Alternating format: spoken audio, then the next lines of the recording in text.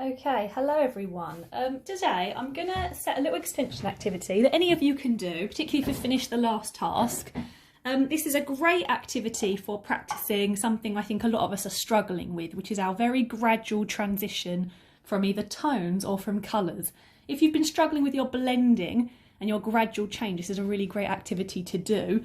This is also a very good activity to do to refine your understanding of drawing 3D forms and also your shadows and highlights in here, so lots of things you're learning by doing this, and it's quite a simple activity but it takes a bit of time to do well. So I'm going to show you. I might have to pause the video a couple of times to zoom forward so you're not watching for hours. So what I've started off with is a box of any size. You can see I've done about half an A4 page. You can choose which you'd prefer with that. Oh, my cats are all getting involved. And then I've drawn a circle in the middle of my box. Now I've cheated and used a glass. You're perfectly welcome to use anything with a round bottom edge, or you can freehand, but a round edge will obviously help us get a perfect circle. What we're going to do next is select our colours. And what I've decided to do in my drawing, which I think is a really great way of practicing, you want to practice some of your colour theory here that we've been learning. So I'm going to go for kind of complementary colours. So I'm going for a foreground of warm colours, focusing in on those reds and oranges, and then my opposite colours of my reds and oranges are my greens and my blues. So that's what I've used for my background. And you can see already how much that's going to make the sphere stand out by having cold colours in the background, warm colours in the foreground. So select your colours. You can see I've got my coloured pencils here. And I'm using a range of colours here. Okay, choose yourself a range of colours. So for my for my front sphere, I'm going to have reds, oranges, yellows, anything I can get my hands on that is relevant to that colour. And for my background, I'm going to get all my greens and purples and blues and things like that separated for that section. Okay, no black, not using any black in this drawing. So first thing I need to think about is how I'm going to create the directional shading for my sphere. And the first thing I would do, if you're not confident with this, is I would first of all choose a light source. You can see in this drawing the light source is coming from this direction. So I'm hitting it just there, not right on the edge, just coming in. I'm drawing a little kind of ovally circle just there. I'm then going to pan out from that and I'm going to add my contour lines, okay? We've learnt a bit about contour lines if you're in my class. And those are just lines that represent that curve all the way down. Okay, so I'm just adding them in to kind of help me, guide me while I'm shading. And they have that curve all the way around. Hopefully you can just about see that. I'm doing it very lightly because again, it's working lines. We've learned about working lines before. They're not something I want to see at the end of my drawing. Just add a horizon line in there because I want a horizon. So I have those lines. I now need to think about how I want to have that transition of colour. And what you could do to practice this is choose the colours that you want. So again, I'm going with I've got quite a good collection of colours, so I'm going to gradually probably go up from those. Those are my colours I'm using. And you might just want to practice on the side of your paper a tonal scale. So I'm going to go from my very dark. Some of us have looked at with our pencil shading, our fading and our blending of colours. So I'm starting with a fade for each colour where I press quite hard. A fade means when you press quite hard at the top and you lighten up your pressure. So pressing hard, lightening as I go upwards. Pressing hard, releasing that pressure. I'm just hatching upwards, horizontal lines. Next colour, pressing a bit harder over the top of that red, going up a little bit higher and fading it together and lightly fading it out. Going a little bit higher with my next colour, pressing a bit harder as I go up, gradually fading it out. See, I'm going a bit skew with. Next colour, pressing hard, fading up as I go out, and then my very lightest colour, pressing and lightly as I go up. So ultimately what we want is this tonal range, but transferred onto this sphere in a curve. Okay, so I'm going to start off with, this is where it's a bit up to you. I think I'm actually going to start not with my darkest colour, I'm going to start with my kind of main mid colours, which are going to be my oranges and my reds, these two here. So I'm going to start with my red at the bottom, not my darkest red just yet, but I am going to start with my dark red, and I'm going to start getting to grips with that curve. There's a few ways you can do your curve shading. One of the easiest ways I find is by doing lots of little shading, lots of little sections of shading, but keep rotating as you go. So you're almost doing little straight lines, but you're curving around to go. Rather than trying to do a big swooping line, little sections, just make sure each section moves around. Don't be afraid to move your paper around. If there's a direction you're much more comfortable shading in, turn your paper as you're shading. Okay, and I'm doing the same thing I did on my little tonal scale just there. I'm fading. So I'm starting a bit heavier at the bottom, you can see here. And as I'm getting higher and higher, I'm following my contour lines. But as I'm getting higher and higher, turning my paper around, I'm lightening up. Okay, and I'm probably only going to go about that far for now. This is going to be a very slow, gradual build-up of colour to get where I am now. You can see I'm pressing fairly lightly to start with. I want to slowly build up my colour with time and with patience. It's the only way you're going to get it looking good. There's no quick fixes with this. Okay, I'm going to start pressing a bit harder at the bottom. Start bringing my colour. I know I want that to be quite dark and red, so I'm going to start pressing a bit harder on there. Still not as hard as I could be pressing, but I want to gradually build this up. Okay, and I'm going to start there. I'm now going to start mixing in my orange, my darker orange to start with, again with that gradual fade, so pressing a lot harder at the bottom. Make sure your pencils are nice and sharp before you start. Mine will probably need a bit of a sharpen. And I'm doing exactly what I did here, pressing a bit harder at the bottom, lightening up as I go upwards. And this is my kind of very dark orange colour. My orangey red, if we're going to go with our tertiaries. This is my tertiary, my orangey red.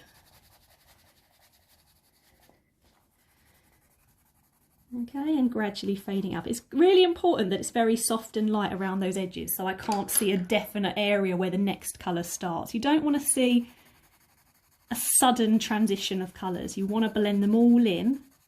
And again, that takes time. It takes time.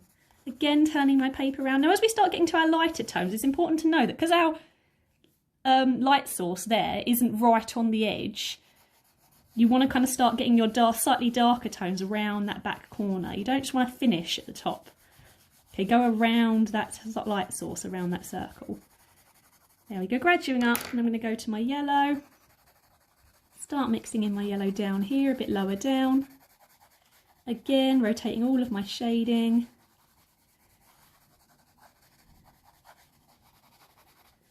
And then my very lightest colour just there. You may want to go back in with a little rubber and get out that guideline later on. Very lightest colour there. Now, that's kind of my first layer, and I'm pretty happy with that, but I now need to make it much bolder. You can see the difference between this one and this one. Okay, you can see how much bolder that colour is, and that is just something that happened with more layers. So I'm going to go in now with my very darkest tone at the bottom, remembering that your shadow needs to be directly opposite your light source. Okay, if that's my light source there, I need to think about what's directly opposite, and it's this area down here. It's not just randomly anywhere, it's just not at the bottom, it has to be opposite the light source. If my light source comes from straight down, it will be here, here to here. If my light source is this way, it'll be this side. Okay, because it's coming from this way, it's this back bottom corner. Okay, and I'm going to shade in my darkest area just down here. Starting to bring in my darkest. So I'm now pressing just a bit harder with all of my layers, because I'm confident where I've applied the colour, but now I need to get a lovely bold covering of my colours. So much more confident. Everything's planned out underneath, but I still need to fade. Even when I'm pressing hard, I can't suddenly stop. If I do, and I have that, and then that looks weird. I can already see straight away there's a sudden change. If it's a sphere, it's never going to have a sudden change. It's going to gradually blend together, pressing a bit lighter, still pressing a bit heavier than before, but pressing a bit lighter as I go a bit further up. All my way round. Again, rotate your page if you need to. Okay, I'm going to pause this for a second and come back now with it a little bit more heavily shaded, if I can work that out. Okay, so you can see now it's a little bit bolder. I've built up my colours. It didn't take too long. I've got my darkest section at the bottom, and you can see I've pressed nice and heavy now and blended them up. A quick tip, if you want to get very, very dark in the bottom corner, you could try out applying a tiny bit of an opposite colour. So this is a very dark red. So if I take my tiniest amount of dark green into that bottom section, not so much that it looks a vivid green, but just enough that I'm mixing a little bit in with the shadow. I'll build back over it with my dark red. Remember that complementary colours, opposite colours, when they're mixed together, they create kind of dark, muddy, dark brown colours. They don't complement each other well, but they're good for shadow. So it's just something that brings up that shadow a little bit heavier. Okay, so I have that. I now want to start thinking about my background to bring this, to bring this sphere coming forward, okay? And the first thing I want to think about is my shadow. So we know our shadow is going to need to be relatively dark, but we really need to think about the detail of that shadow, okay? So my light source is coming from here. We've already established that. So I need to think about if the light was shining down towards this way, over each side of my sphere, where would my shadow? My shadow has to be somewhere inside those lines. Bearing in mind that a little bit of light will probably bounce and curve around. A little bit of light would be curving around. So I know it's going to start from down here, this kind of bottom right hand corner. It's completely opposite my sphere. But I want to think about doing a shape that's a little bit like a squashed circle, okay? So an oval shape, my squashed sphere, because it's on a flat surface, so it's not going to be perfectly round, and we're not looking at it from straight on. Like anything, if we draw a sphere, if we're not sure, if we draw a circle when we're looking straight on, it looks like that. But as we tilt, it gets more and more squashed. As we change our perspective, it will get more and more squashed. Okay, so we need to have that kind of squashed sphere there.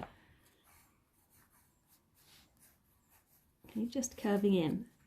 So now I've got that. I personally shade all of my shadows always horizontally because it's a flat surface. I don't want to curve it like I have here. I don't want to change directions because it isn't a directional surface. It's a flat surface, so I shade all my shadow in horizontally or going at a bit of an angle, like that. Okay, and you can see already that I drew the outline of my shadow, but very, very lightly, working lines, and the same colour as my shadow, so it just blends in. You really don't want an outline with a shadow, okay? A shadow is not a solid object. It doesn't have an outline. Okay, and as I get a little bit lighter there, maybe I'll mix a slightly lighter colour into my green just to allow a bit of that change as it goes. Okay, so I've got my shadow in there. It's soft, it's muted, but it does reflect the shape and the angle of that light. I now want to do the rest of my background. And I'm going to stick with a green here because the bottom of my sphere is mostly red. So I think it's bottom for the green because it's opposite of red, and at top where it gets a bit more yellowy and orangey, I'm going to use the blue there because orange and blue are opposites. So if we're looking at shading things from a distance, this is very good for any drawings you're doing later on that has a horizon line or a distance. When things are further away, they're always a little bit lighter. Okay, so when they're further away, because they're almost getting further away from us, we're losing a bit of that detail. So I start off with the background on my horizon line quite light with my shading. And as I get closer to the foreground, I'm going to again fade my shading. So fading meaning pressing hard at the bottom and gradually fading out with our pressure. Okay, and again, because this is a flat surface, I'm doing it all horizontally. Contrast to the spheres everywhere. It's not just in the colour. It's in my shading technique. Okay, flat surface versus a curved surface. This will emphasise the fact that the sphere is curved. Okay, so pressing a bit harder. I'm working my way across. Trying not to have too many joining lines in there. Blend them together as much as you can. Just going over my shadow. It doesn't matter about my shadow. That's there. It's darker than my foreground, so it doesn't matter.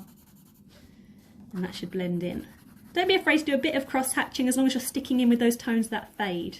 Okay, you can go upwards a little bit on there, clean up your edges, just make sure you're not subtly pressing much darker.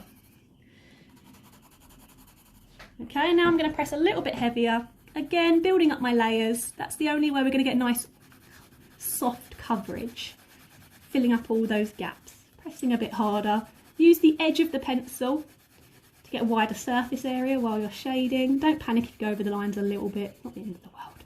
I've gone over the lines a little bit. Blending that gradual fade in. Okay, and can we see how that looks like? It's getting a bit further away. I might even mix a slightly darker colour into that foreground as well, just to bring a little bit more emphasis to that. A little bit more emphasis to the fact that not so much that I'm going to ruin my shadow, just enough to bring a little bit more emphasis to it. And again, once you've done this, you might want to think about, is my shadow dark enough? Do I now need to go back into my shadow? Am I sure it's standing out enough compared to this background? Maybe I want to press a little bit harder on there, keeping that shape of that sphere. Back in to blend my colours together. It's all about the blending, it's all about the layers. Okay, and then the last thing I'm going to do is the sky, which, as I said, I'm going to do it in blue. Now you can choose how you want to graduate this or fade this. You can choose any of it really, your colours. I personally have left it light in the top corner because I already highlighted that's where my light source is. So I started with the idea that I was going to go very lightly from there. Again, I've changed up my shading. I've decided to do a slightly different, maybe I'm going to do a bit more of a vertical shading. I did a bit of a diagonal hatch just there. But as this is the background, it almost doesn't need a set direction. Just blend it in and try and make it look very soft. You almost don't want to see a direction. So if you use lots of hatching in lots of different directions, cross hatching, but a little bit diagonal one way, diagonal the other, up and down. The more directions you go in, the smoother it will look. As long as you gradually do it. It's going to be very hard to press very lightly as you get to that light source. Press very lightly as you get to that light source. Okay, and then build it up. A bit heavier, bit heavier. Use some different colours. Okay, I'll pause for a second and I'll build that up so you can see a little bit more.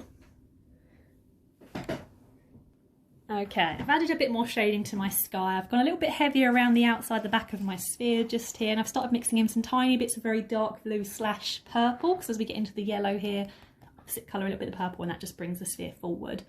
So hopefully now we can see how much that sphere is standing out and how three-dimensional it looks, and that's all down to that curve. It's all down to that very gradual change in colour that makes it look as if there is shadow back here, but there's light hitting it up there. Okay, that's really important, and that's all done through this directional curved shading. That has to be right, and it's got to be the right angle. Okay, I've seen quite a few people when they're shading their sphere, I'll just do it in this little corner here. I've seen so many people when they're shading their spheres kind of go a bit of a curve. I'll try and show you like this, a bit of a curve, but they're generally just kind of going across like that, their sphere. Okay, a really slight curve. It's not enough. Okay, when you're going to shade your sphere in, it has to be a light source and all of your circles have to come off of that. Your line should be pretty circular. Your curves should almost curve all the way around. Okay, it's looking a bit sausagey, freehanding my circles. Just like that. Okay, curve them round. It needs to look like that before we get started or it's not going to work. Okay, so do think about that. I'm going to go so I remember when I take a photo of this. There we go. So have a little try of that. I think this technique, this practice exercise will help us get a bit more confident with our 3D drawing and our shading. And obviously there's a lot about our colour tone mixing in there. So if you're not as confident with that, have a go at this. I think that'll really help. Thank you for watching.